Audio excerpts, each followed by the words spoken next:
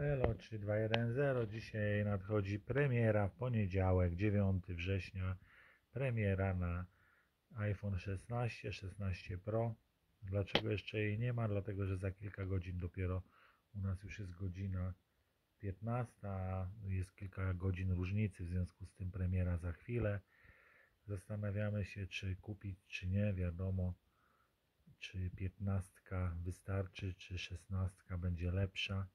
To się za chwilę okaże. Jeśli macie plany, jeśli co do kupna, to warto poczekać kilka dni, bo i tak nie będzie u nas jutro ich w sprzedaży. W związku z tym warto zobaczyć, co się zadzieje na rynku i wtedy będzie można dopiero to ocenić. Na pewno 16 będzie miała lepszą baterię, bo jak na razie to te baterie są różne, no i nie wiadomo, czy będzie ta w końcu szklana obudowa mocniejsza, bo jak na razie bardzo są udarowe, dosyć często pękają. Gdzieś pokazywałem w moim filmie, że właśnie w iPhone'ach dosyć często po upadku trzeba wymieniać albo plecki, albo ekran. Może w 16 to zostało już naprawione.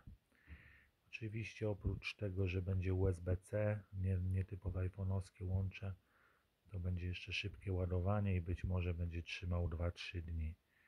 Jeśli macie jakieś pytania dotyczące zakupu nowego iPhone'a albo punkty, gdzie już można go kupić, to warto to napisać w komentarzu. Pozdrowienia, serdeczności, elo 3210.